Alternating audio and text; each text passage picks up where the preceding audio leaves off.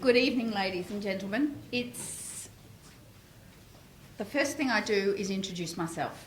My name is Pip Nicholson and I'm the Dean of the Law School, and I would like to start this evening by acknowledging that we meet on the land of the Wurundjeri people of the Kulin Nation and pay our respects to their elders past and present, and to any Indigenous peoples that have joined us this evening.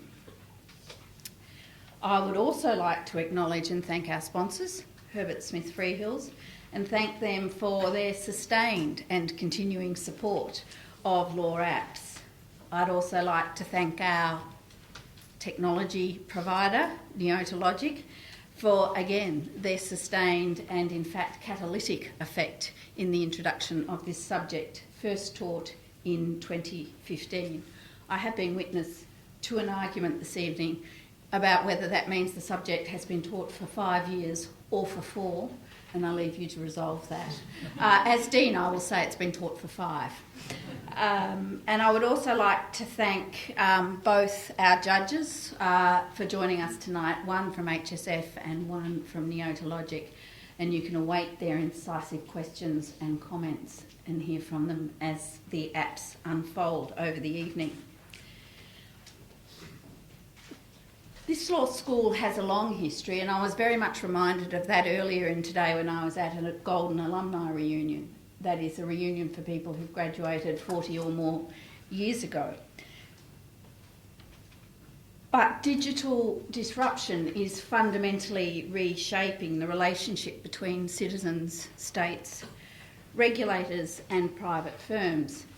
And as a law school, we need to ensure that our students, our graduates and our academics are active participants, designers and leaders in a changing digital world.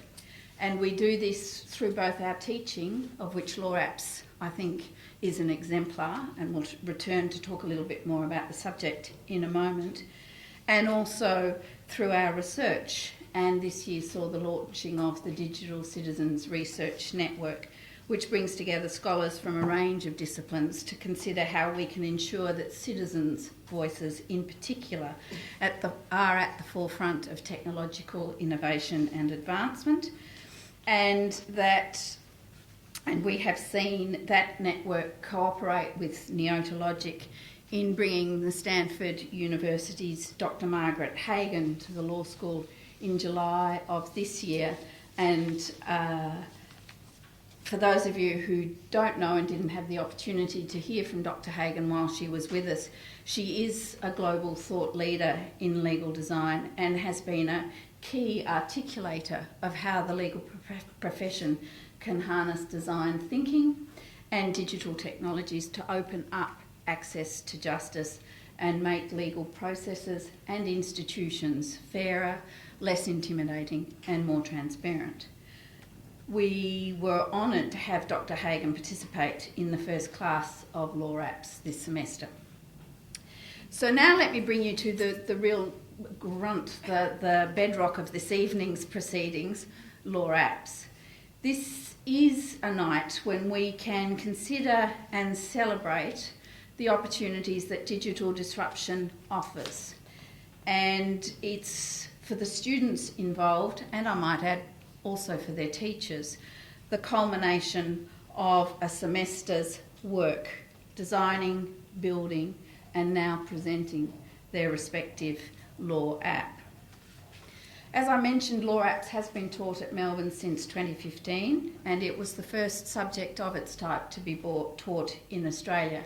And it's simply wonderful to see that other law schools have picked up the challenge and, working in different states, have developed their own iterations of Law Apps.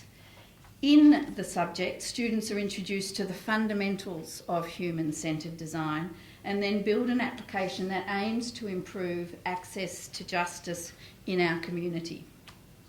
Teams work in collaboration with either a not-for-profit organisation or researcher to identify suitable common legal problems that can be answered through a series of structured questions, and then build an app using the Neota Logic platform, the platform of choice for lawyers building law apps in Australia and overseas.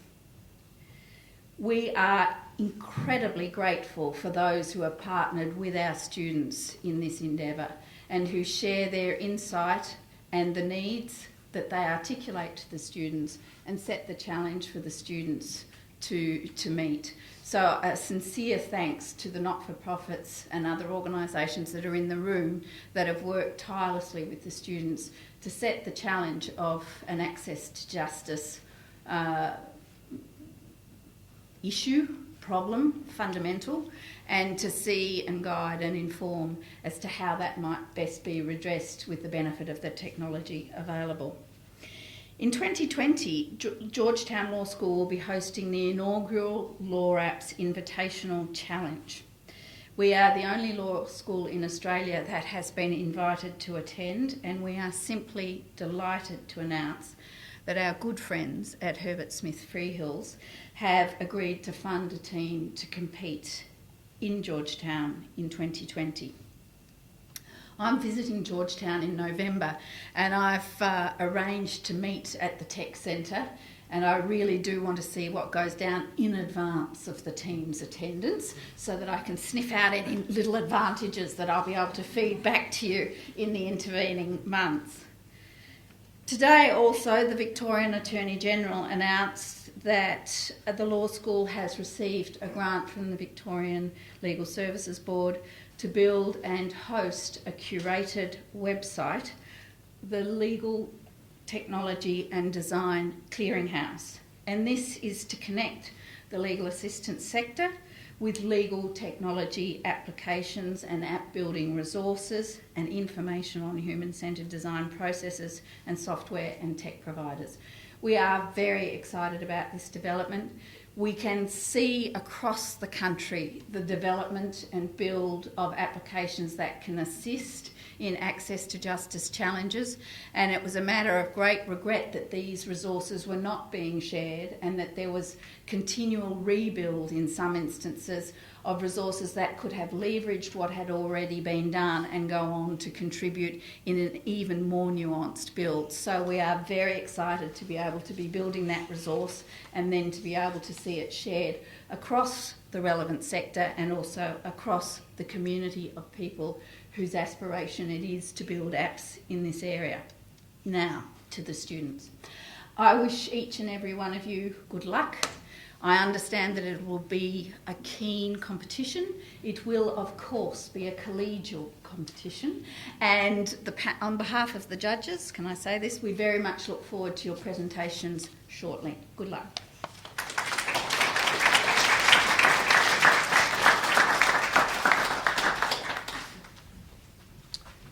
Thank you, Pip. Well, welcome to the 6th awards night on the 5th year of teaching it. I was using my fingers before, but we could probably design an app to actually calculate that out as well.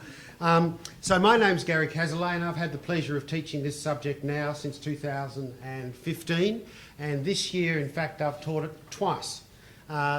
Student interest in the subject has always increased. We started, I think, with 15 students back in 2015, and then we went to 20 students, and then we went to 30 students, and then this year we've had 2 classes of about 30 students as well. So it's really quite wonderful to see their interest and commitment, as you will see tonight, to the subject and to what they had to learn to build the apps that they've built.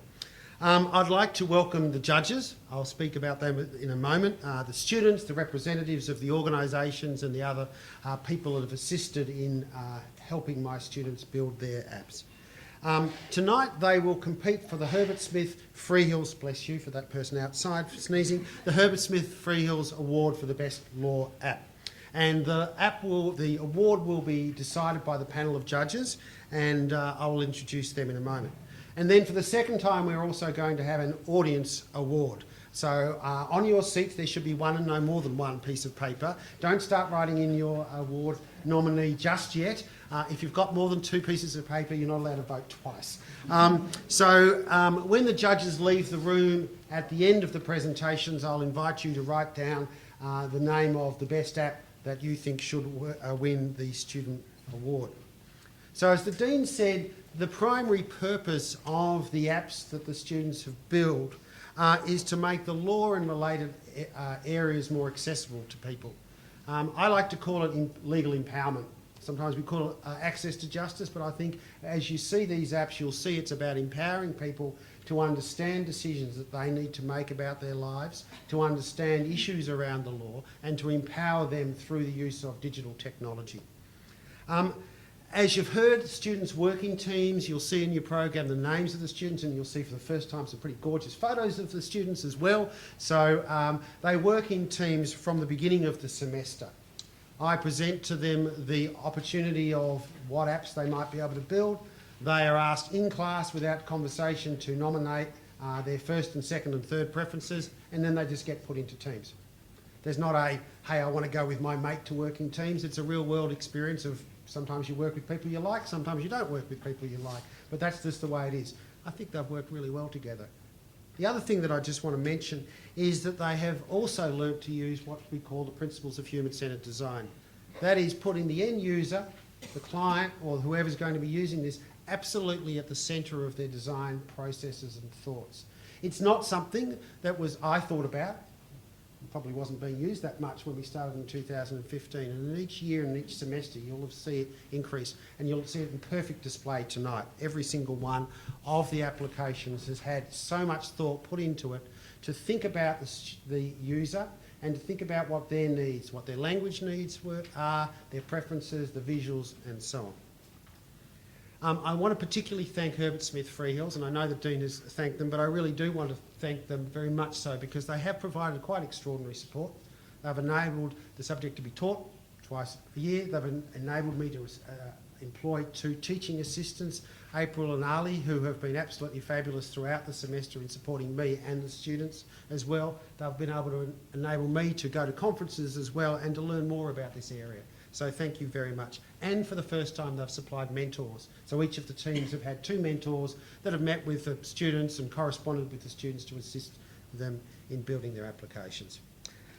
The final thanks that I want to make, other than to the organisations, which have been also wonderful, and the researchers that have supported us, is to the students. Because they throw themselves into the subject. Obviously, they talk to other students, and for some reason they decided to still do the subject, but they have talked to other students, I presume, that have done the subject before.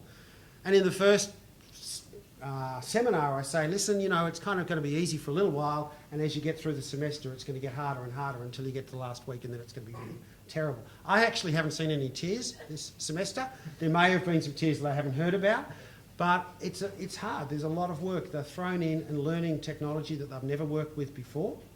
They're learning concepts that they haven't had to deal with before, like human-centred design, and they've thrown in with clients that say, actually, we want this, and we want this. And then they've got to actually work out how do they actually produce something that will answer that. Well, you'll see that happen tonight. Now, I would like to also acknowledge those students that this is the end of their law degree. If it's the end of your law degree, could you put your hand up? Okay, congratulations. Okay, they're almost finished. They've got a bit of assessment to finish, but this is effectively the end of their law degree, so that's really wonderful for you to finish it, well, from my point of view, finish it in my class. I'd like to introduce the judges before we turn to the applications. Priscilla Bryans, who is a partner in the Australian Head Office Advisory Team for Herbert Smith Freehills, welcome. Dominic Simpson, who is the Director of Consulting and Solutions APAC for Neota Logic, which is the software provider, and was either 5 years or 4 years ago in the first of the Law Apps classes in 2015, and then went on to work at Neota Logic. So it's really wonderful, and she's worked with students in past years, not this year, but in past years as well. So thank you for coming. And of course the Dean, Professor Pip Nicholson, who has been instrumental in supporting me and this subject and human-centred design at the law school. So thank you very much. So the way the evening will work is that each group has 11 minutes to present. We've got a timer here. Then there'll be about 4 minutes for questions. I'll be the kind of timer for that because we don't want to have current students telling the Dean off. I probably shouldn't either, but anyway, I'm sure you should be right. Okay then. So we'll have about 4 minutes for questions, something like that as well. I just want to explain, we've got for this semester some really interesting apps. There's 2 that are distinct but kind of conceptually related apps you'll see in your program. They deal with the video recording of what's called advanced care directives, and they will talk about those. We have an app for Alfred Health, which deals with patient consents, and an app for the community radio stations 3CR. So I'm going to now move on to the first presentation. So if I could have the students up for my choices, please.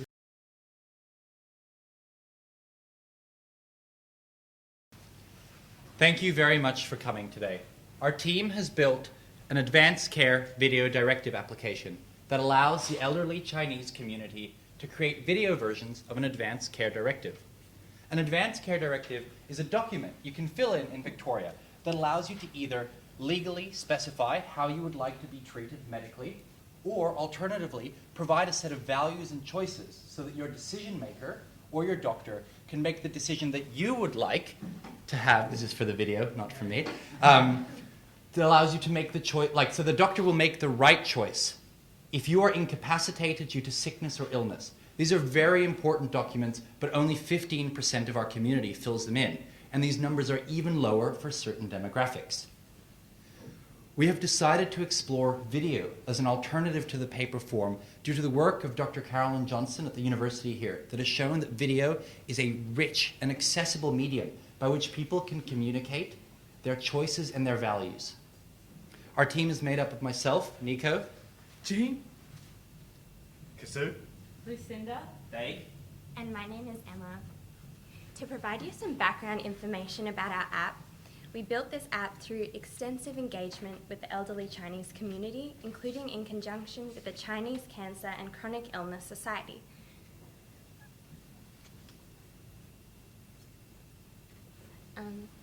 For example, this is one image of user testing that we did with a member of the Chinese community. From our consultations, what we learnt was that many elderly Chinese people are reluctant to create an advanced care directive because talking about death is taboo. It is also often difficult for this community to create an ACD because of language and literacy barriers. We also learned that there is a lot of misinformation about what an advanced care directive is. In this presentation, we will run through our app, highlighting the key design decisions that are based off our user testing. Hello, my name is Dave. Does this work? Hello? you can just talk into here for now. Hello? So? Okay. Oh, it's working. Fantastic. At the top left-hand side corner, there's a language button. So to better serve our user demographic, we have fully implemented a fully translated version in Mandarin. And as you can see at the front page, it is in Mandarin only. But as we go through the rest of the app, it is actually in dual language format. This is because we realize that our user may need a support person to help them complete the app, and those support person may not always be fluent in Mandarin. And having this dual language functionality ensure that all sorts of language barriers can be overcome. However, we will complete our presentation in English version. Okay. We found that two of the main obstacles for elderly Chinese people to complete an ACD is that first, they do not like to talk about death, and the finality of such a document frightens them. So we sought ways to transform the app, transform the formal legalistic process of ACD into a friendly, user-oriented experience. And that's indeed what we have done. We have created an easy-to-use video recording app that can be revised at any time to reflect your most up-to-date value in bilingual and in a bilingual format that is private and secure. Users who are illiterate and can't read in Chinese or English will likely create their video advanced care directive through the assistance of a support person. We have included videos to communicate key information, so regardless of whether persons who are illiterate can read all the questions involved in our app, they'll be able to understand the key messages. We're going to play a short part of this video. 對將來嘅願望同埋家人嘅提出建議。預先護理計劃 ACD 係一份文案。So let's get started with the application. Hi, my name is Kasutu. Under the current Victorian legislation, video advance care directives that our app will make is currently not legally binding. But the good news is that doctors can still take them into account. This app is currently just a proof of concept, and we hope will contribute to the body of work done by academics to inform possible future legislative changes. So, My Choices distills the broad open-ended questions on an ACD form into 3 central sections: independence, care, and medical treatment. In each section, a user will move through a series of prompts that generate a script which they can then use to create a short 1 to 2 minute video. Upon completion of each 3 sections, My Choices combines the 3 videos into one final product, which can then automatically be sent to the user's personal email, their doctor's email, and could be uploaded to My Health Record. This ensures that the information is accessible when it is most needed. We've also included some tips for making your video to ensure that the final product is actually usable by doctors. I don't represent the best example of an elderly Chinese person, but I will be the user of the app this evening. And as the app is loading, the first section is going to be about questions around how our users value their independence as they grow older. Initially, we were going to ask our users to make longer form videos based on open-ended questions that were based on values directives that are already available on paper. But what we found was that our users tended to get a bit lost, they didn't know what to say, and the videos tended to not come out well. So what we decided was that we needed prompts so that our users could structure and script their videos. The best way to do this, according to our testing, was to ask them questions where you had 2 contrasting statements.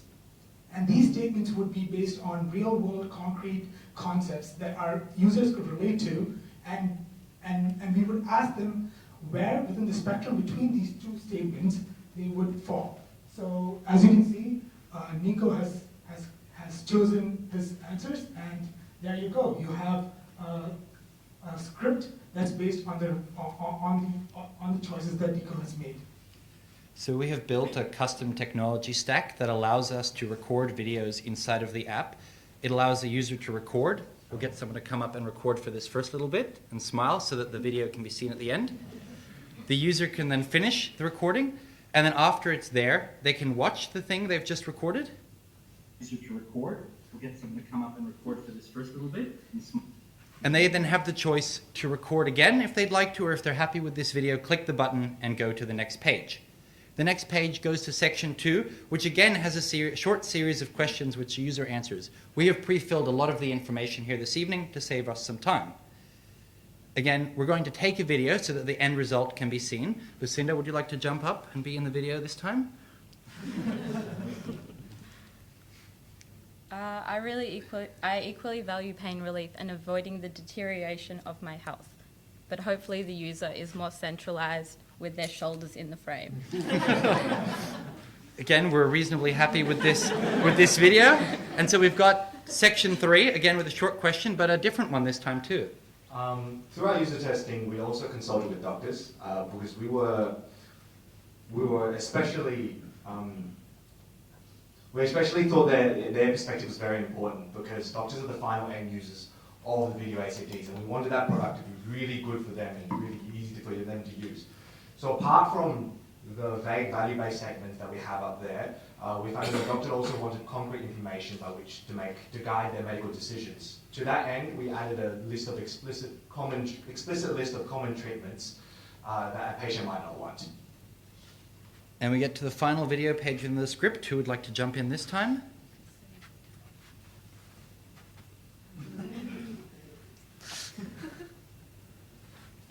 And that final video is uploading, and we'll go to the next section.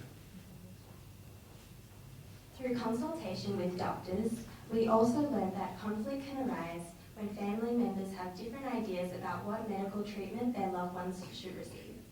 This leaves doctors in an uncomfortable position of not knowing whose instructions to follow. With this question, which relates to the interpretation of the ACD video, we reassure users that their wishes will be followed and reassure doctors that they'll best be able to give effect to their patients' wishes and avoid family conflict. So I don't trust my family, so I just want my opinion to be followed in this video. As it currently stands, an ACD is a paper form that's filled out, filed away, and often forgotten.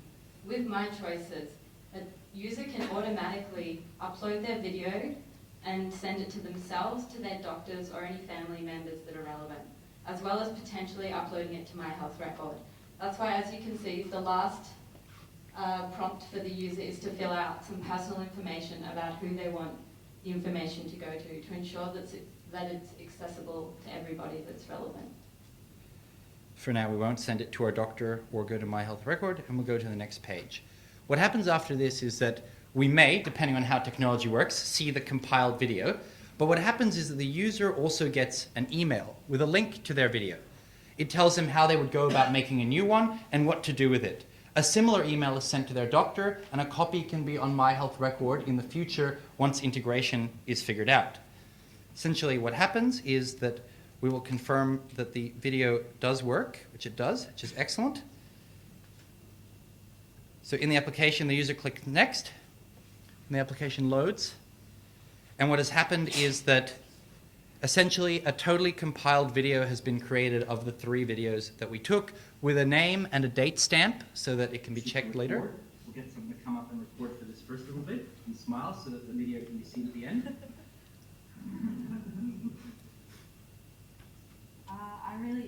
I equally value pain relief and avoiding the deterioration of my health.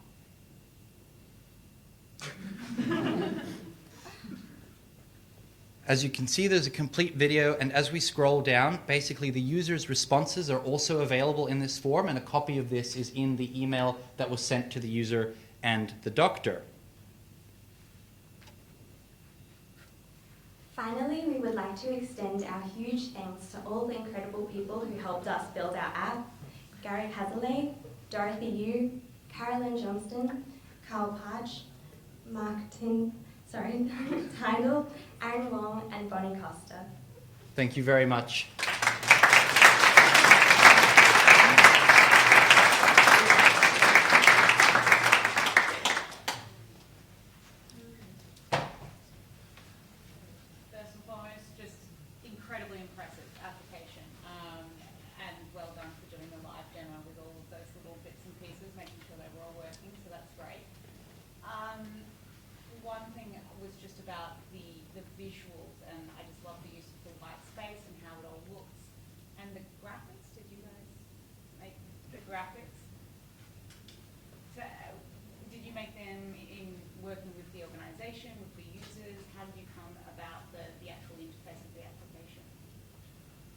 So with our graphics, so actually we have several graphics. At first, I actually prepared a lot of them, and then we had to constantly cut down because one of the user feedback that we got is that elderly people they don't necessarily respond well with too many graphics or too many words. So that's why, as you can see, most of the graphics are on the first few pages only. And when it comes to the user sections, when they are actually doing the questions, when they're processing the information, is all with a plain, clean background. So yeah, that is intentional. And yeah, so certainly we've done several test runs, and many of my designs did not make the cut.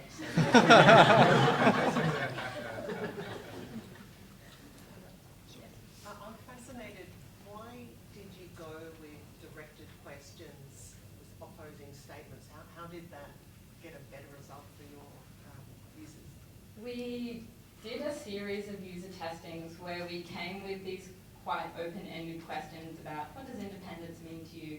Like, what standard of communication would you find acceptable? And our users got lost in what they were answering, and because we'd been in the process so long, we already knew what we were looking for, but they had to process what it was behind the question that we were asking. And the ones that users found the easiest to answer was, if I had a stroke, what level of communication would be acceptable? Would it just be a grasp of the hand? So it was directly from our users saying, this question I don't understand, I would like the more direct one. And as soon as you provided concrete examples, they were able to quickly see what spectrum we were trying to get them to respond on. And that's why also we had an unsure button, because some people with questions, they just had no idea and it was too far in the future or beyond the possibility for them to answer. Because these concepts behind the questions are quite big and they can be context dependent. So enabling the user to move between a spectrum was really important. Can I ask us two slightly different questions? One is, how did you set about satisfying yourselves that your Mandarin version of the app is linguistically equivalent to the English language version? Okay, so obviously that is done through user testing again. So we went to what's the center's name? Chinese Chronic Illness, Yeah. Chinese Cancer and Chronic Illness Society. Yeah. So we actually, even though my native tongue is Mandarin, but we did try to ensure that the language is well translated, and then we talked to the relevant personnel over there and check whether that fits. We did a couple rounds of user testing entirely Mandarin for the people who couldn't speak. Because when we visited these centres, some of them had a good grasp of English, but some of them were just entirely Mandarin or Cantonese speakers. And so we used the entirely translated version for those people. And through their feedback is how we determined, how well we did with the translation, essentially. That's fantastic. And then my other question, and I might have just missed it at the beginning, it's extraordinary, by the way. I should have opened up with that. I mean, the idea that we can move to this sort of technology when it wasn't so long ago that we didn't have any type of care directive is truly extraordinary. But one of the questions I have is, how does the app explain the significance of a care directive to the person who's giving it? Yeah. Before I answer, I would just also like to thank, in my notes, I didn't mention them, but their props are due to the Chinese Community Social Services Centre, who also helped us a lot in user testing. But to answer your question, in the video that we've created on the welcome page, it explains three key benefits of the ACD are discussed, such as addressing financial concerns, promoting family harmony, and also ensuring that the doctor and patient both understand what's going to happen next. Thank you. Well done.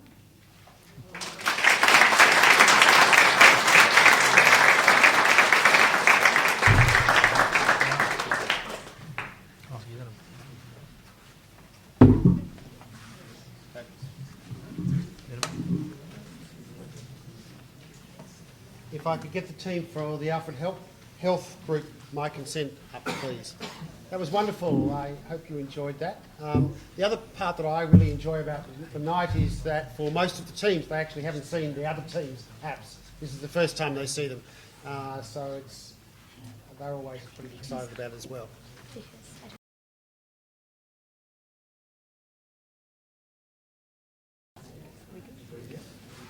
Good evening, I'm Andrea Coe, and I'm joined by Ben, Berenice, Joanne, Michaela, Octavian, and Wesley. We are here tonight to showcase the Alfred Health e-consent application, My Consent. My Consent is an electronic application that digitizes the consent process for patients participating in low-risk medical studies at the Alfred Hospital. The app achieves efficiency, engagement, and effectiveness. It does this by replacing Alfred's manual consent system and ensures that the patient is left as a more informed research participant. Hi, my name is Michaela Faruja. Now, we could tell you the problem faced by Alfred Research, but we thought why not show it instead. Currently, Alfred Research has a tedious and drawn-out consent process. The patient, Joe, presents himself at the Alfred. Dr. Doe realises that Joe might be eligible to partake in a research study. Dr. Doe invites Joe to talk and educates him on the study. Dr. Doe uses technical language and tries her best to condense the consent form. Now, this is a hard task, considering that the average consent form is 20 pages long. Joe daydreams, thinking to himself, this is too long. And Dr. Doe asks, "Do you understand and consent?" Yes. So Joe signs his consent form, and Dr. Doe provides a copy to Joe, but he is never going to read this and doesn't take it home. Dr. Doe stores a copy in the computer and in a filing cabinet, which is full of manual consent forms from years back. She will carry out this process with hundreds of patients for every research study. So this manual consent process presents a number of problems for Alfred Research. The first is patient withdrawal and reconsent procedures, as the forms for both of these procedures are attached to the consent form that our patient rejects. The manual process also creates issues for reconsent, as the patient may be unaware of the requirements of the study. Thus, when he receives a notification of a change to the study, he is likely to ignore it and not reconsent. This now makes his data unusable. The second issue for Alfred Health is the filing cabinet system. Alfred Research runs thousands of studies each year and each have hundreds of patients, all of whom have signed their own consent form. This obviously creates issues for finding consent forms and understanding exactly what patients have consented to. I will now pass it on to Wesley, who will introduce our My Consent applications. Hi, I'm Wesley, and I'll be talking about our system to digitise the consent process. So My Consent is made up of 3 apps and 2 databases. The first app, the Invite app, allows researchers to select a given study and invite potential participants via email. Alright. That email contains a link to our second app, which allows participants to provide consent online. The consent database is then updated to show their consent. Our third app gives participants the option to withdraw their consent. If they choose to do so, the withdrawal database is updated to show their withdrawal. And we'll now show you what the databases look like. So this is the consent database. It shows the names, the date of consent, and what project the person consented to. And this is our withdrawal database. It's pretty similar. It shows the same information, except that they've withdrawn their consent. And now we'll show you our Invite app. So at the start, researchers select the study they want to invite new participants for. Yep. And here in the box, they input a list of emails of potential participants. And this is where the researchers enter their details. Those details appear on the confirmation email and the invitation email. And at this point, invitations are successful, and this is the confirmation screen. Researchers are then sent a confirmation email with a list of invited participants, and participants receive an invitation email. So this is the confirmation email for the researcher. It shows the study that they invited new participants to and the list of emails. And this is the invitation email. The email contains a link to the consent app, the main user-facing app in the My Consent process. And now Michaela will talk about some of the design choices we made based on user testing to enhance the user experience. So the vision for My Consent was to keep it professional, engaging, and simple to use. Throughout the process, we engage in various manners of user testing, as listed on the screens. Each of them gave us a unique insight into the design needs of My Consent if it was to achieve both the goals of Alfred Research and the patients who use it. In brief, user testing assisted the design process in 2 respects. Firstly, understanding the specific capabilities needed for researchers, and secondly, the capabilities of patients. User testing from research fellows provided us with knowledge on ethical requirements and language selection. User testing from patients and possible users shaped a lot of our physical layout and presentation options that you will see on our application today. User testing was also conducted by the nurses at Alfred Research, as ethical guidelines did not allow students or non-medical practitioners to conduct testing themselves. Despite not being able to conduct the testing ourselves, the results of research participant testing gave us a strong understanding of patient expectations when using My Consent and allowed us to make changes to ensure an enhanced user experience. I will now pass it on to Ben, who will go through the capabilities of our main consent application. Hello. I'm Ben, although my group has been referring to me as a filing cabinet. whatever it's worth. So this is our first page for our consent app. As you can see, there are multiple options in the drop-down menu. So the Pregnancy Multiple Sclerosis Outcomes project is the one we're working with, but the idea is the app would be able to have multiple projects that Alfred could just plug in, but it would only be one app. So after the user gets started, we really try to focus on user-focused design when making our app.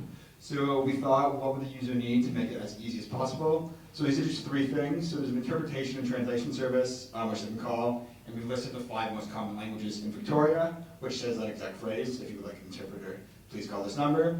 We have a national relay service, as well as visual support. So again, the idea is just making it as easy and user-friendly as possible. Our Getting Started page is a disclaimer, and originally we called it a disclaimer, but again, the emphasis of user focus. Doing user testing, we found out, who knew, that legal jargon is not very fun, and the word disclaimer was actually quite off-putting, and yeah, just users felt like it was trying to trick them almost. So by saying Getting Started, but having the same information, it was a lot more welcoming and a lot more accessible, which we wanted the app to be. So I'll now pass on to Joanne, who will go through our consent at a glance page. Good evening, I'm Joanne Yee, and I'll be taking you through our consent at a glance page. This is my consent's best example of innovative human-centered design. As a bit of background first of all, for every research project, the head researcher is required by the Human Research Ethics Committee to produce a strictly regulated document known as the Participant Information Consent Form. This form details every aspect of the study, and it ranges from 10 to 25 pages long. As we can all relate to our model patient earlier, who wasn't willing to read a 20-page document. So what we have created on this page, under just 6 subheadings, is a far more concise and succinct version of the PICF. It is much shorter than the full document and uses lay-term sentences for any person to easily understand. Not only have we greatly reduced the amount that the patient needs to read, but we've also formatted the information into these subheadings so that they're only reading what's most important to them.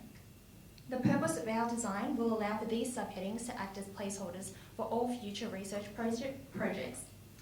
In essence, what we've been able to achieve by producing a page in this format is that if the user was to read every single sentence on this page, then they would be able to provide their fully informed consent to the research project. In terms of our design choice, the collapsible tabs provide the user with an easy to navigate and engaging interface. They can scroll up and down and read the information presented in small, manageable sections. We've included a hyperlink to the ethics research guidelines, as well as contact information for the head researcher if that patient has any further questions. This interface has received positive feedback from user testing, as it is much less confronting than a long paragraph of text would be. Something a bit like our next page. On this page, we've included the entire PICF document in full. This is because, according to strict requirements from the ethics board, the patient has to be given a copy of this document. We understand, and our user testing results have proven that people will scroll down to the end of this document without even thinking. Our consent at a glance page has already provided the solution to this problem. But to ensure that the patient has easy access to a copy of the PICF document, we provide a downloadable PDF on the top of this page, as well as an email attachment in their successful consent email. So even if they do skip over this document, they'll have a future reference to it in their inbox. I'll pass it back to Ben, who will take you through the patient declaration form. Thank you. So this is the page where the patient is actually going to give their consent. Now, the same questions that appear on the paper form, however, we've broken it up into multiple steps, so the patient does not just answer the question without going to the very end. So the first question, I consent to participating. This is the main aspect of the study. You'll see if the patient selects no, they are not able to participate and no more questions will arise because that is the end of the app for them. By clicking yes, multiple questions will come up, and these are optional questions for the actual study. So they're an HPV vaccination question and a smoking question. They are optional in the sense the patient has to answer them, but they don't have to answer them yes in order to go on. Once they've answered all 3 questions, the ability to enter their personal details will appear, and like any document, the date needs to be provided, and we've auto-filled the date just to avoid human error. Obviously with the legal aspect of it. If someone makes a mistake and puts in the wrong date, it would just add an unnecessary burden. So we have auto-populated with the date of access. And the bottom dot points just are the steps that the patient is aware that when they are clicking agree, they are consenting. So we had some user study before where patients were clicking a bunch of things and then didn't realize at the very end that, oh no, I'd agreed to something I didn't want to. So we tried to make it as clear as possible. Once a patient does click I agree, then they have consented.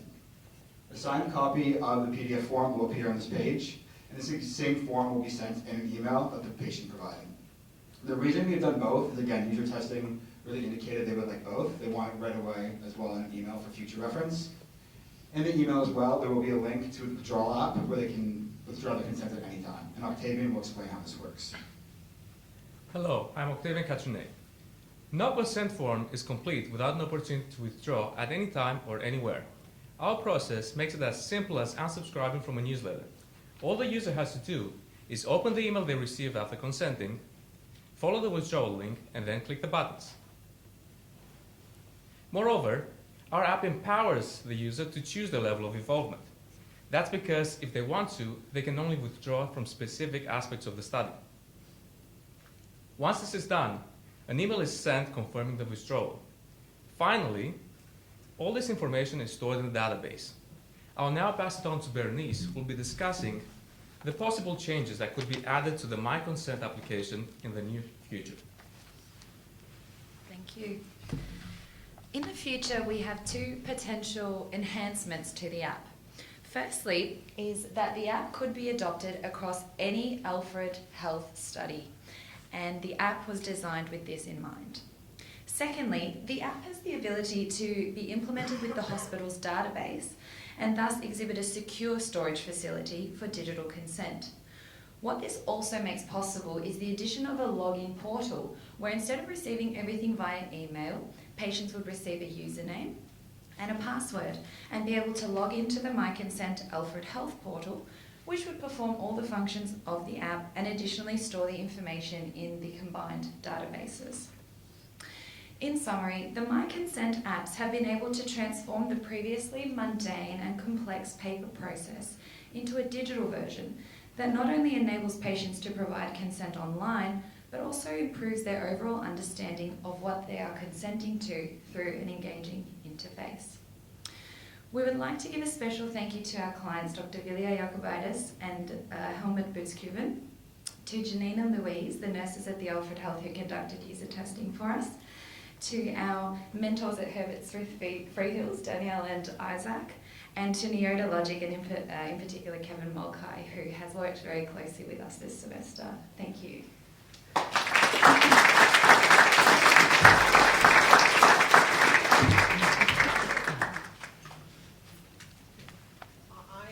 tried this app this afternoon, and well done, you've done a great job. I actually got to page 2, which was the full formed consent, and nearly had an apoplectic until I worked out it was the same as slide 1. So slide 1 really boiled it down, and I have to say, whoever did the risks to me, I thought that that was handled with great tact and diplomacy. It was very clear that no physical risks, but I might be emotionally challenged, and I really appreciated the thought that had gone into the wording around that. I guess my question is one for the doctors. If I'm sending off requests to people to join it, have I got a way to check who I've sent it to previously? And how do the two databases talk to each other? The consents and the withdrawals. Okay. Sorry. Yes. So the list of emails that the doctors have invited participants to is in the email, the confirmation email. So that's how they can find out. With the database and the databases in general, we just made a prototype because ideally, moving further on, the Alfred database would be integrated with our 3-app system. So we decided not to focus too much on making the databases look like the Alfred database because we're not going to use those 2 databases anyways. It's going to be a prototype. And yeah, we focus more on the human-centered design and increasing the informed consent aspect. Thank you, that makes complete sense. Okay. Absolutely fascinating. I don't want to be a glass half full, but is there a mechanism where be in this database? So only people who have agreed previously in person with the doctor at the hospital are sent a potential email if they're eligible for that particular research study. So they would have consented in person to say, yeah, I'll participate, send me an email when I'm eligible. And would I have said I'll participate in pregnancy and that's recorded? It's just when you get those choice of possible research streams that come up, my heart sunk as a patient, for example, at the Alfred. Would I be approached across the spectrum of that research? So there's a tight linkage between the oral agreement to participate in any one project and the ultimate participation in the electronic consent.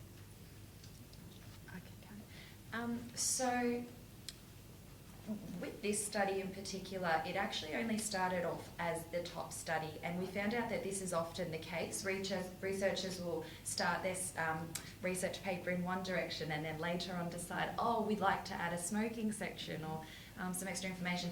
So the way that I think it would work in practice is the patient would only sign up to the one study, which is why it was really important that we made it accessible for them to easily reconsent, because the projects were always changing, and so hopefully that's been achieved. Yeah. I was just a bit curious about the actual consent agreements for the 20 pages. Is that going to be something that gets generated each time there's a new study, and are they sort of bespoke each time? And have you given any thought about, would you want to automate that piece of the process as well, perhaps, or is it more that they're kind of pretty, stock standard and you just chuck in a few different things each time?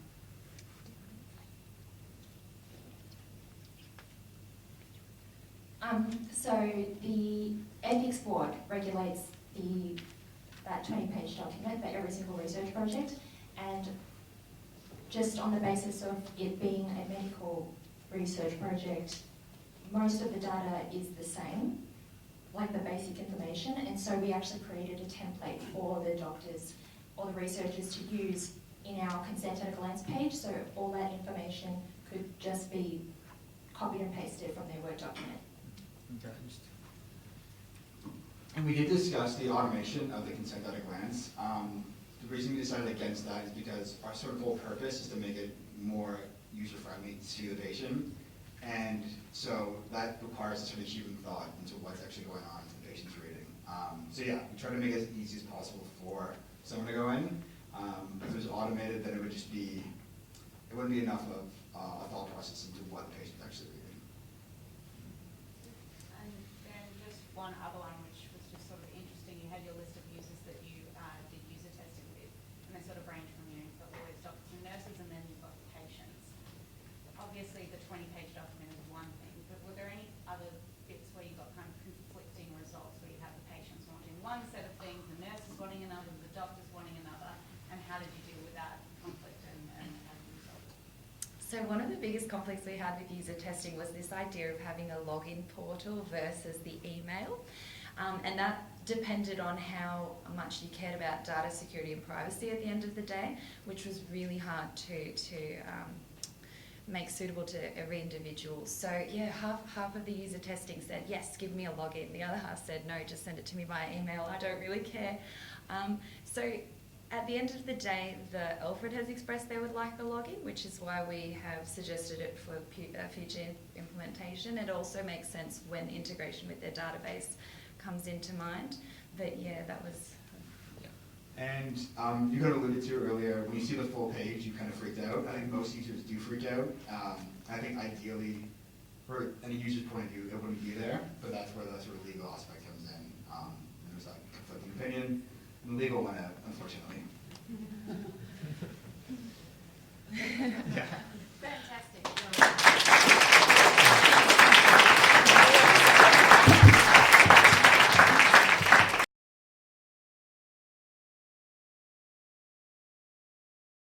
So the next app is called My Care, My Choice, and I'll let them present it. Judges, colleagues and distinguished guests, welcome. I'm Britt Baker and this is Spera, Stephen, Mark, Daisy and Lauren. Our app, My Care, My Choice is a video-based advanced care planning app for members of the LGBTI community. You've already heard a little bit about advanced care plans, so I'll skip the explanation and instead introduce some of the problems we're trying to deal with. First, many members of the LGBTI community have had negative experiences with medical providers. This makes many in the community unwilling to discuss or create advanced care plans with their doctors. Second, as noted, traditional advanced care plans involve lots of paperwork and often difficult legal or technical language that ordinary people might not understand. Finally, it can be very hard to verify a person's written responses. A video app overcomes these verification problems. My Care, My Choice was developed with these concerns in mind. Our aim was to create an app that makes advanced care planning positive, safe, and inclusive. My name is Stephen Saketis, and I'll be discussing client instructions and our consultation process. So My Care, My Choice was created as a prototype for academic research regarding video advanced care directives in collaboration with our client, Dr. Carolyn Johnston, who is a senior research fellow at the University of Melbourne in law and biotechnology. We also engage with VALS, LGBTI Aging and Aged Care, which provides inclusive aged care services as well as conducts research on LGBTI plus issues in the aged care space. Throughout the development of our app, we consulted with medical practitioners, members of the LGBTI plus community, as well as we also engage in research conducted by LGBTI plus organisations. But before we discuss the app in detail, we'd like to thank our mentors, Blake and Amber for HSF, for their support and feedback throughout the development of the app. We'd also like to thank Professor Ian Malkin for his time and contribution to the app, as well as Dr. Aaron Wong from Peter Mac for his invaluable insights. Now, considering our app is quite comprehensive, we're only going to go through the principal features of the app. Hi there, I'm Sparrow Gunnison. I'll be talking about the features of the app. I'm Daisy Dye, and I will talk about language choices as we go. And my name is Mark Eastmuir, and I'm going to discuss our visual design choices. The ultimate aim of the visual design was to create a clean, modern, and professional look. An artistic, paint-driven theme was employed to develop, paint the right picture of your health, as can be seen here, and the app's title, My Care, My Choice. I'll just move on to the next slide. Soft pastel colours were selected as they reflect the sensitive nature of the subject matter. They ensure the app remains appealing without overly intruding. Colour choice was deliberately chosen such that as the app flows, each colour of the iconic rainbow pride flag and subsequently other pride flags, such as the trans flag and intersex flag, are revealed. The design choice was intended to resonate with the target audience and subtly develop an inclusive atmosphere. Headings are matched in colour to the background paint swatches in an effort to develop a standalone and cohesive feel on each page. A focus on white space and minimalism was employed to ensure information does not become cluttered and text is left in a digestible format. Sphera is now going to briefly explore the functional aspects of this page specifically. You can see here that the app has three main features. There's an area for new users who are creating a new advanced care plan and will be recording videos against the specific questions. When they do that, they'll be assigned a unique ID, and that ID can then be put in their wallet or emailed to them or sent to their friends and family so that at any point they can come back and they can either update their advanced care plan, which is the middle section there, or they can give it, they can get it to their doctor, perhaps via their friend or their family if they're incapacitated, and the doctor can then use that unique ID in the third section to access the advanced care plan. I'll just click into the first area. The app's design is compatible with different devices' screen size. For example, each heading is surrounded by a white border, as I will show you. Just drag that in for me. Yeah. There we go. So as can be seen there. So that if overlaid on a paint swatch, it remains readable. Some opaqueness to each colour swatch was added to ensure text readability. Finally, dynamic columns ensures text always flows in a logical manner. So as you can see, when the page is displayed like that, the video is to the left, but then as you come into, say, an iPhone use, the video displays above. Sphera will now continue discussing functionality. You can see that on each of the main screens of the page where the user needs to understand something, there's a video so that the user has a choice between either listening to the presentation or reading the text. My choice helps you to complete a video values directive for an advanced care plan. Put simply, it records your preferences and values in relation to your medical treatment. I won't play the whole video for you, but I'll just move down here and click next. I'll move through the disclaimer. Do you want to speak on the disclaimer? We have the unique ID, where the unique ID is presented. This is the ID that needs to be stored by the user, perhaps in their wallet or something. They can enter their email address at the bottom and have it emailed to them. And then we have some support services available to us that were suggested by VALS, as it is quite a difficult process to go through.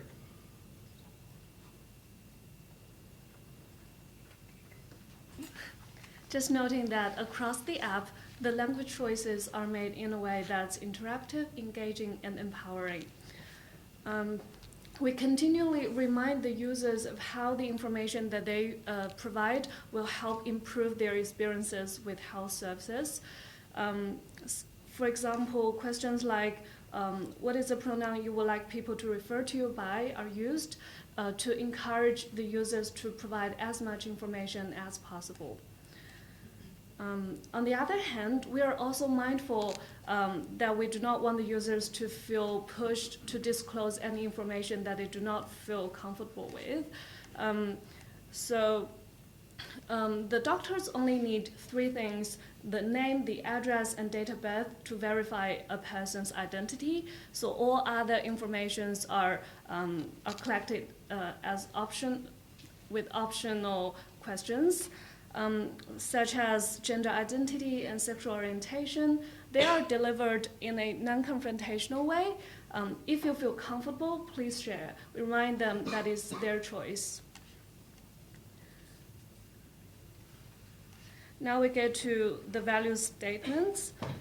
So as the other group has said, the Advanced Care Directive form under the Act have some really vague questions, such as what matters most in your life or what worries you most in your life, which are not helpful at all. So we regrouped the questions under topics to guide the user's answers towards the most important aspects of their lives, such as communication, physical ability, and relationships. In this way, we also guide the users to provide information that is only relevant to health practitioners, which we have sought advice on. For example, under communication, joking and advising my loved ones are included because the doctors have indicated that towards the end of a patient's life, they often rely on humor to overcompensate. Another example would be under independence. The health providers have indicated that sometimes when people are talking about having someone looking after me, they may only mean that having someone coming over to the house and do some cleaning, while in reality it can be something so much more intrusive.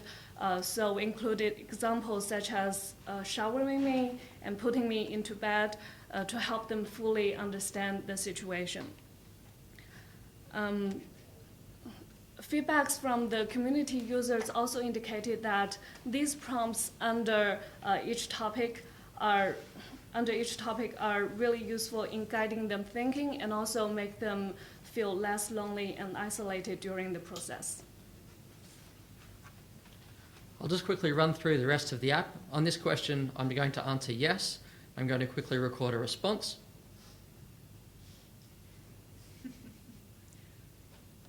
A.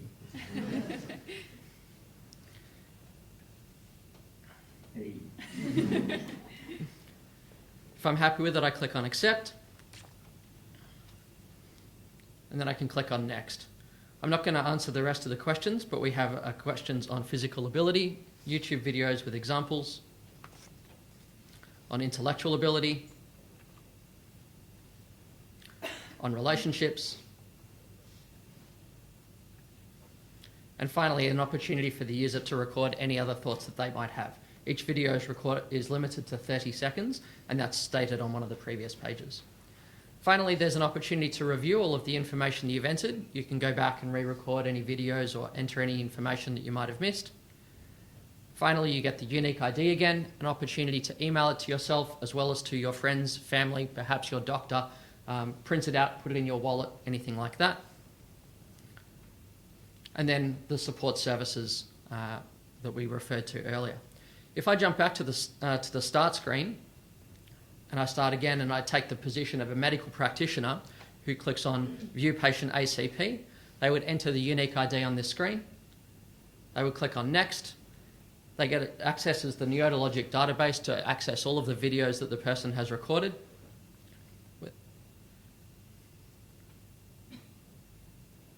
It's really important to me that I would be able to communicate with the people around me, even if that's just blinking or holding someone's hand and making facial expressions. And I'll now pass over to Lauren to discuss future improvements. Thank you, Sarah. So my name is Lauren Miller, and I'm just going to briefly touch on some future considerations that could be added to the app. And the three that I will address will be a user login system, centralized database interconnectivity, and a Neota-based data storage functionality. The first consideration would be a user login system. So this would enable people to create their own account, set a username and password, and be able to log in and out of the app using that in place of the unique ID. The second would be the centralized database interconnectivity. So that would allow the app to be linked to a centralized database, such as My Health Record, where people would be able to come in and access that as a practitioner with a little bit more ease. We would like to note, though, that user testing did reveal that the community in particular might not feel completely comfortable with this integration, given the sort of historic experiences depending on the individual. And the third consideration would be Neota-based data storage in place of camera tag. So as you can see from the videos, we currently have the camera tag trial watermarked on them, which is a third-party plugin that does allow us to record and upload the videos, but it also means that the videos are currently stored on their servers and not on Neota's highly secure ones. Aside from that, the app could be expanded to include or to be able to enable the user to create a legally binding advanced care directive, or to make the video testimony aspect optional. I'd just like to say a quick thank you to all of the people involved in this process, in particular Kevin at Neota Logic, who provided an enormous amount of technical support. Thank you very much for listening to our presentation, and we'd love to answer any questions that you may have.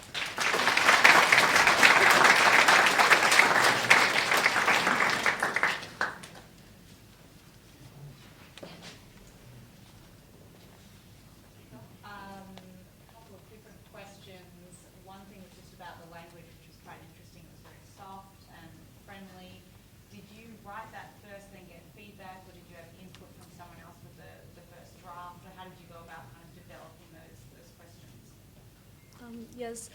So at first we tried to answer those questions in the form under the Act ourselves, and try to figure out what are the concerns that people would generally have, and then we regrouped them, and then we tested with the doctors to see whether they are relevant and useful to them, and we also tested with the LGBTI community members to see whether they find that helpful. Yes. Great. And one other thing was about the 7 different topics. Was there a particular reason why 7? I mean, just because comparing to the other group, they had 3, but yours were kind of shorter, more focused, I think. Was there any particular reason behind that? So part of or how we actually developed those questions was from the form itself, but also the instructions to the Advanced Care Directive form that's available on the Vic Health website. So if you actually go into that document, it does say where one general question might say, what matters most to you? It'll sort of say beneath, talk about independence or communication. And that's where we sort of extracted a lot of those themes. There were a couple other resources around advanced care directives that we were provided with, and they were pulled sort of from those different aspects to really distill them down to the 7 main key themes that we saw. Can I jump in after that on everything? So it's very interesting looking at the prompts under each of those headings, and there's clearly a lot of work that sits behind selecting those prompts and putting them up for those who are working through the process. How did you land on the prompts that you use? Because one in particular, I thought they're all so positive. No one's asking me if I want to continue my life in a vegetative state, and yet that, I mean, you've got to be momentarily, obviously, in advance of that. But they were a very relatively positive set of scenarios, and I'm just wondering how you sought counsel or tested those. It's a terribly difficult area. Can I give a specific example? The one about I really enjoy playing sports. I thought, God, does that mean if I can't play golf, I'm... Yeah. I mean, that's incredibly hard thing to do. I think you could, So our first approach was to kind of just think it out together and discuss possible examples. And then on the positive aspect, on the way we framed it, there was originally some negative examples, and we kind of rephrased. There still are. There's still some, but not too many. Things like is important to you. You know, we wanted to focus on like things that people value rather than what they don't value, to keep that positive aspect, especially considering the sensitive nature of the subject matter. And then after we had kind of brainstormed possible examples, we spoke with Dr. Aaron Wong from Peter Mac Cancer, and he was able to provide some really interesting insights from a practitioner's perspective, and whether any of the terms were kind of loaded in a jargonistic sense from a medical standpoint. So he was really useful, and we actually had surprisingly succeeded with some of the examples. You know, I don't have. I'm just trying to see if I can get an example up. Like high-level care in a nursing home, he had said that was the correct terminology because in a nursing home there should be high-level care, and rather than saying like a high-level nursing home or something along those lines. So he provided a lot of insight, and then also working with Vals and other members, Megan Sharp, if I'm forgetting her name, hopefully not. She was able to provide some interesting insights from the LGBTI perspective and whether it was sensitive to the community's values. Thanks. Yeah, just adding to that, providing one interesting example is there was one thing there was once a prompt saying I would want the doctor to do to try to save me if he thinks there's any possibility of a positive outcome, and it was pointed out to us that save me may sound too Christian, and so we changed it to save my life. Yeah, very good. Thank you. Yeah, you actually answered my question. Sorry. No, that's good. So I'll just end by saying I really love the style. I actually tested all the apps. I love the fact that you've left a lot of other space for other. Yeah. And I really like the fact that you could click through and not answer a question, and that didn't prevent you from going to the next stage. It felt like something that I could have filled out half today, and then when I got a bit too weepy, I could come back tomorrow and have another crack at finishing up the other half. So well done. Thank you. Thank you so much.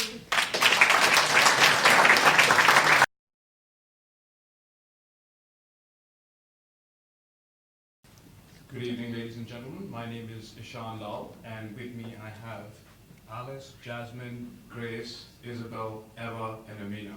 And our app is the 3CR Media Law app. So I'm going to tell you a little bit about our client and the problem that they expressed to us.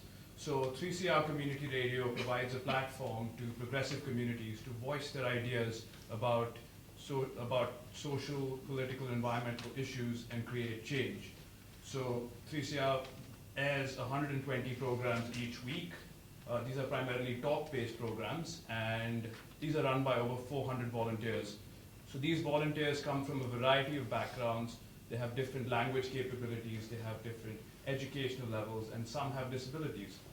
So when the volunteers join 3CR, they go through an initial media law training module, and following that, if they have specific media law queries, they take it up with the 6 staff members who work there.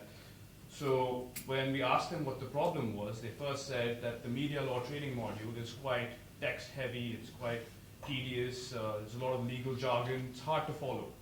And the next issue was that a lot of the programmers, they lose touch with their training. They've been there for a long time, and they've just forgotten what they've gone through in their media law training module. And the final issue was that often the staff are not available to deal with specific media law queries. There's not always someone there who can answer their questions because there's 6 staff members and some programs run out of hours. So that was a problem they expressed. Now I'm going to hand it over to Jasmine, who's going to tell you how we dealt with those problems. Thank you. My name is Jasmine Messeruni, and following on what Ishan just mentioned, we created this app to address the problems faced by 3CR. This screen here is our welcome page, and the app is in 2 parts and has 2 functions. The first function is the learning tool, which allows users to access and refresh in their media law training. And the second part is a risk assessor section, which allows users to test their content prior to broadcasting. In designing the app, we aim to keep user-centered design at the heart of what we were doing. And one of the first things we did was distribute a questionnaire to 3CR volunteers. These forms had questions about what the volunteers felt they've struggled with most during the media law training, as well as what they thought would facilitate their learning in this area of law. We had a surprisingly high response rate, with some volunteers giving very extensive answers, as is shown on the screen. In particular, volunteers suggested that the biggest area of concern was defamation. One key concern raised was whether they were liable for the things that their callers and guests said on their programs. They also suggested that we should include more videos to assist learning. These surveys were crucial in guiding the early app development process, and they allowed us to tailor our content to the user's needs. We also had several in-person meetings with 3CR staff. In these meetings, we demonstrated and workshop prototypes of the app and ensured that 3CR retained the sense of ownership over the finished product. Now I'll pass you on to Grace, who will discuss the visual design of the app. Hi everybody, so I'm Grace Borg, and as Jasmine said, I'll discuss the visual design of the app. So we wanted to imbue the app with a sense of 3CR's rich cultural identity as a staunchly independent radio station with deep ties to the activist community. The colourful 3CR graphic pictured in the top left of the screen was designed for 3CR by a local artist, Emily Floyd. We adopted this graphic as the central motif throughout the app, and it was from this that we developed the multicoloured theme headings.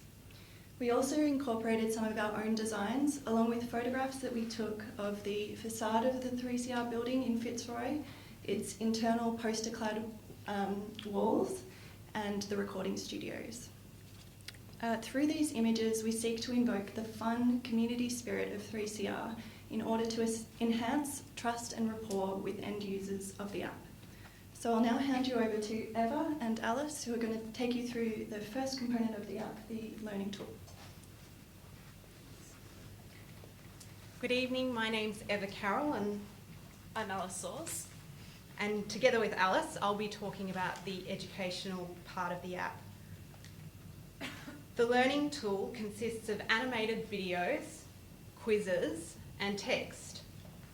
So it covers 3 subject areas. We've gone into the learning tool now on the app. Defamation, defences to defamation, and contempt. The final area there is an education video library, which I'll return to in a moment. Today we're going to demonstrate very briefly the defamation module. Australian defamation law is notoriously complex. It's been described by Matt Collins QC, a prominent defamation lawyer, as Frankenstein's monster. Our challenge was to present this information in a user-friendly and accessible way. We came up with the idea of creating animations because we thought they would be engaging and cater for various learning styles. Let's show you one of the animations, just a brief part of one of the animations we've created.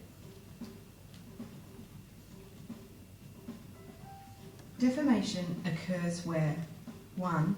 Something is published, 2. The publication contains defamatory material, and 3.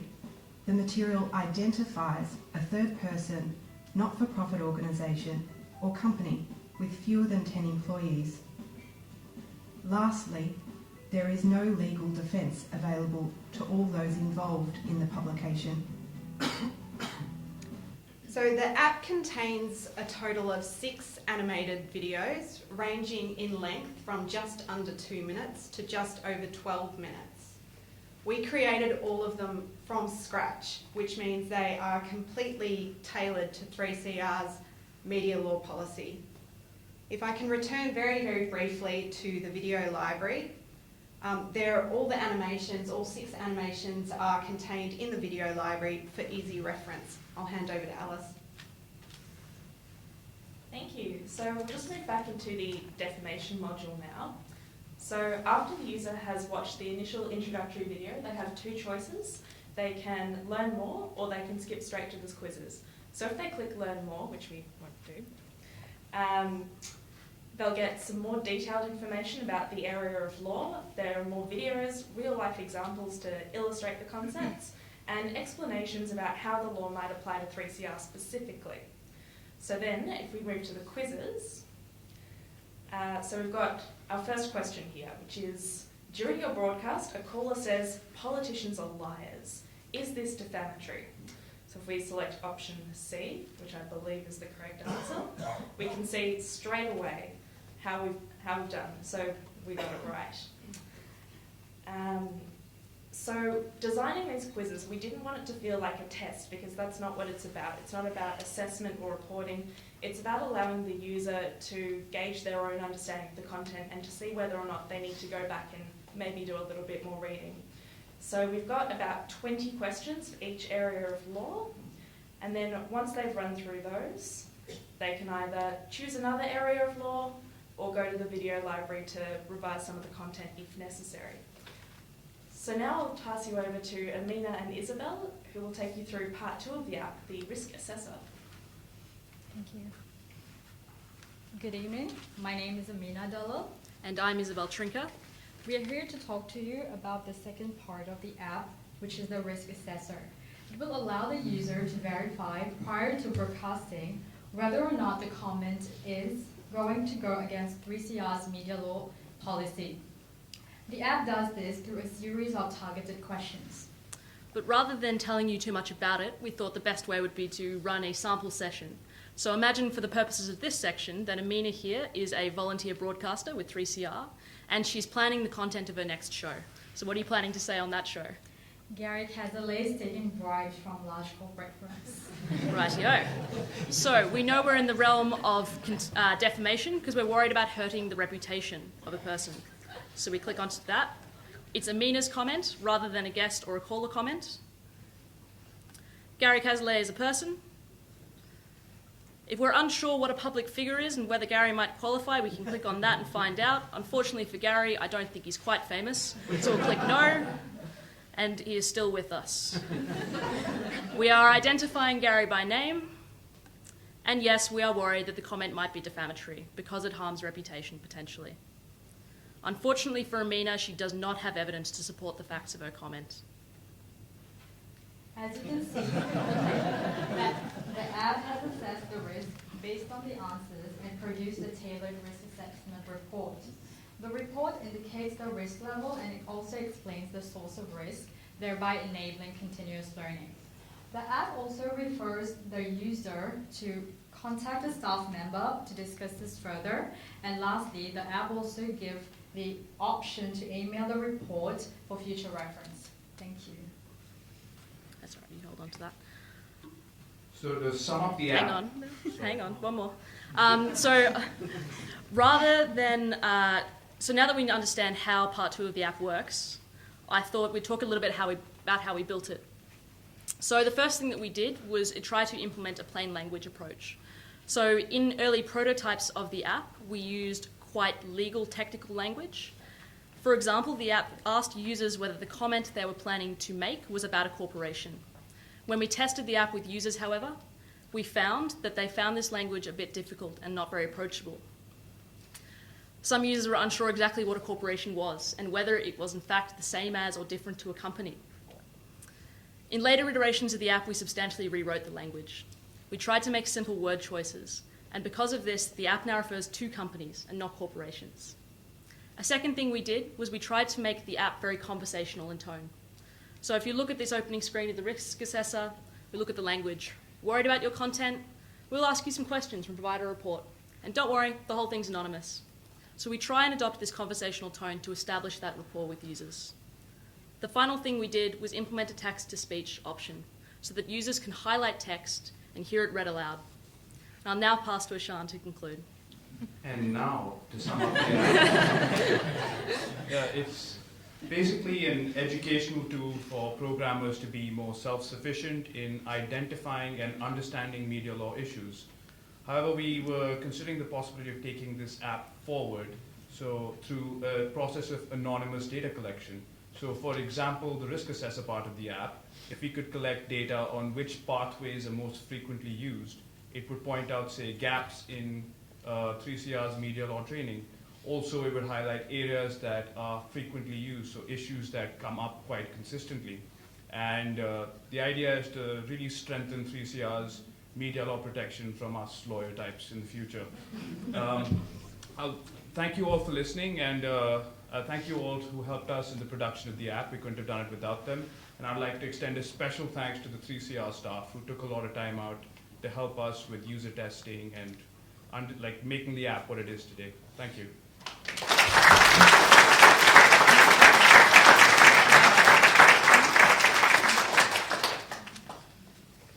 had one quick question. I really liked, I had a good crack at the risk assessment and like how easy it was to use. But at the end of each one, it said if you're not sure, speak to a staff member. Where do I find out how to speak to a staff member? You can cover that. Yeah, well, basically that was something that we included at the request of 3CR. Yeah. So we didn't want them to get to, even if they get to the end of the report and it says it's okay to broadcast, we encourage them to speak to a staff member, just to ensure that, yeah, because it is a very highly plaintiff-favoured area of law, it's sort of a very risky area, and that's why, yeah, we encourage them to speak to the staff member in any case. In a practical sense, because 3CR is quite a small and a community organisation, the idea of going to speak to a staff member is quite sort of something that they'll feel comfortable doing because there's that dialogue already in place between staff members and volunteering broadcasters. Look, I was fascinated by this and really inspired by the ambition. I mean, to try and bite off not only training in defamation law, I mean, you put a lot of lawyers out of work through that program, but also the risk assessment. That's a lot to do. Can I just ask? I mean, I was really interested when you talked about potential for data analytics, and for me, is there a way in which you would want to think about asking people to complete a risk assessment after they broadcast, not only in advance of the broadcast? Because if you want a really good data pool, there will be things said that people didn't want said. So I'm wondering if did you give thought to, or is it really further down the track, did you give thought to how you might encourage staff to think about reporting what had taken place in broadcasts as well as in advance? So when we were building the app, one thing we were very conscious of was that this was meant to be a tool for staff members to feel very comfortable using. And so part of that was about this being a tool that they could go into and be aware that their name and content wouldn't be reported immediately to staff members, and that's why the whole process is anonymous. And so that was perhaps our starting point. The idea of the anonymous collection behind the scenes was something that staff members wouldn't feel uncomfortable with, and so they would be happy to have that type of data collected, but I imagine that volunteer broadcasters would be less comfortable with the idea of coming forwards after the show and then saying, I've done something wrong and I'm going to report it to you, kind of thing. If it's at that stage, it should be spoken to with staff, but yeah. Can I just add one more thing? Absolutely. We were also very wary of not providing legal advice, and so we worked quite hard to make sure that we didn't edge anywhere near that, because obviously we are only students and we're not anywhere near qualified enough to do that. Well, 3CR is offering it. I just had a question about because we want a refresher training, and some of the feedback that was saying we want, the training to be more friendly and get rid of the legal jargon there. Was that just a scope sort of thing that you've kept it? It seems this is post-training for refreshers, but you're not tackling Yeah, so our understanding is that 3CR still do quite a comprehensive media training program. This is really a supplemental tool and also a revision tool. But we did have that vision, and we have sort of had casual discussions with the staff members about using some of the elements of the app. So, for example, that was one of the motivations behind having that video library, so that we could have easy access to the videos and they could be implemented during classes taught by 3CR. And I should say very much well done on those videos. Great work. Maybe one other. I was sort of curious about with risk assessment, and this is slightly related to this question, but in terms of instead of doing it as a reporting, they're doing it as an anticipation about what they're going to say. Did you, in sort of, I guess, user testing, find that they really thought that much about what they were going to say to the point where they were thinking about the exact sort of sentences that they'd be saying? I think yes, absolutely. The staff members, or so rather the broadcasters at 3CR, are incredibly switched on about these things because they're in radical area and because they're making radical statements. It seems to be constantly at the forefront of their mind, and they're having these conversations with staff members already. And so this app was in fact a response to that, and that they wanted somewhere to go at those initial stages to find those initial answers. And so that is why we created it. It's sort of prospective. They also gave us the specific example of when the Bell case was going on and how they were flooded with queries because there was a lot of people worried about what they were going to say. And that specific example really spoke to us, which is why we really wanted to consider contempt of court as thoroughly as we could.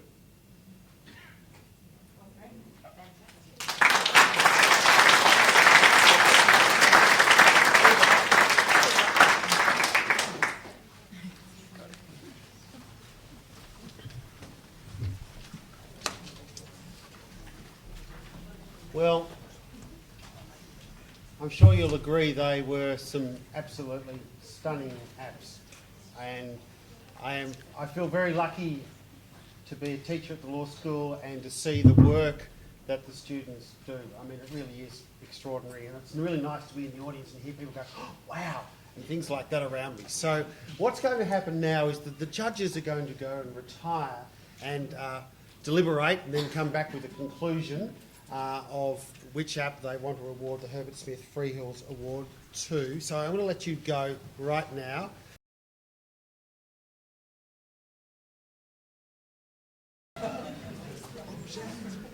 Well, the judges were only supposed to take about 5 minutes, so it was clearly a very difficult decision.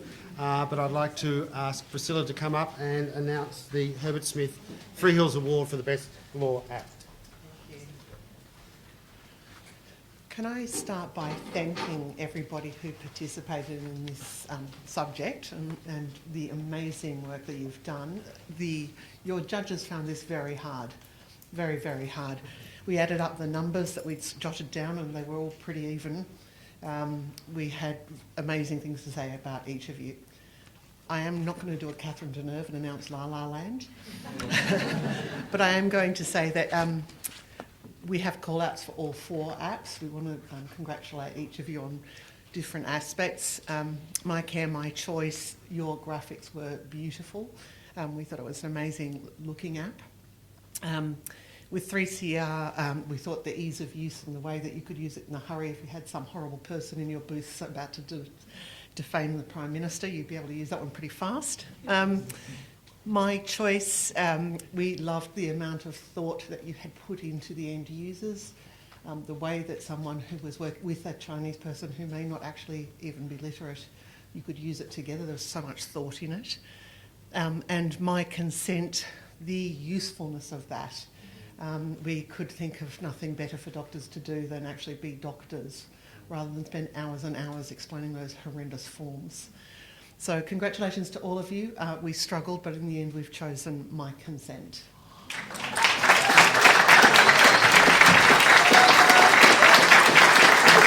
like to come up and receive your certificates?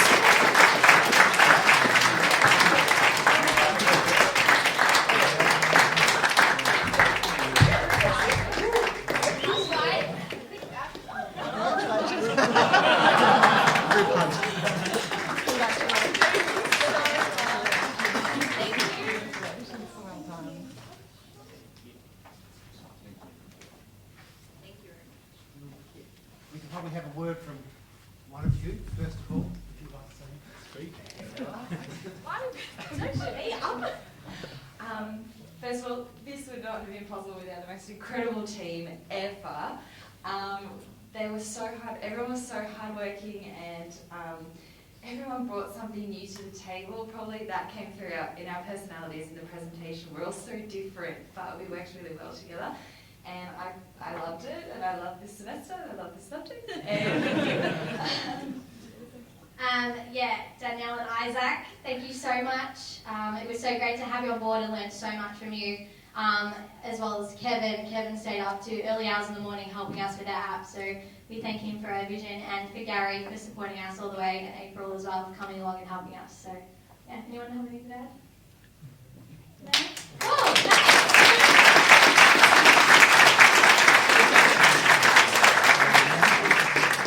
We'll do photos in a moment.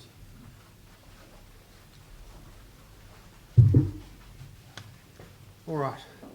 My job is to announce the not inaugural, it's the second time, the Audience Award. The Audience Award for this semester is for the 3CR app.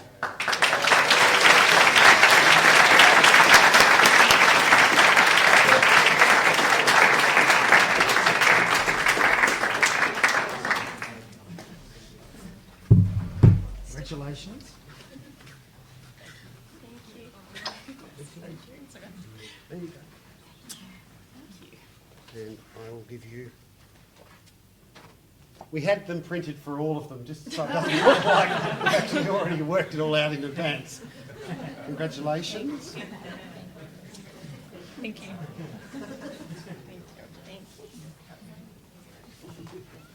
Feel free if one of you would like to say something.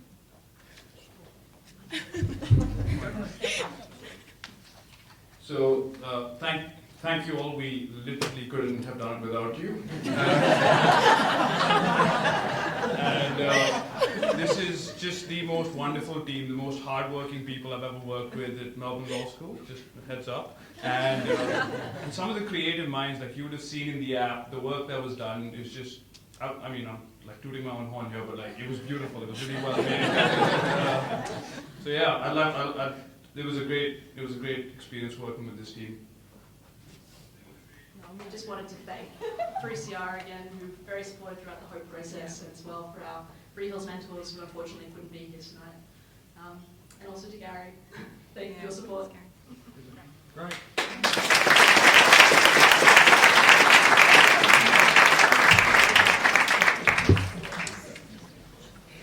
Well, that's almost the end of the evening. What a fabulous evening. Very difficult choices. It's always a wonderful thing to have the celebration of this evening, but I always feel really, a bit sad that it's a kind of a competition, because the apps, all of the apps, were extraordinary. They were extraordinary. And I know how much work they put into them, and I know what amazing steps that they had to take to get to where they got to. So it's kind of sad that there's a choice and so on. I thought, from my point of view, that they were all absolutely brilliant apps. So thank you very much. And the last thing that I want to do is to thank the judges for coming and for really spending, as you can see, they were out there for quite some time, really spending a lot of time thinking about the judging criteria, coming to the conclusions that they did too. So we have actually a little thank you to 2 out of the 3 of the judges. So I'll give them both to Pip. Thank you very much. Thank you very much. So please now join us for some drinks outside, and there's a little bit of food out there as well, and mingle, and thank you very much for coming along tonight.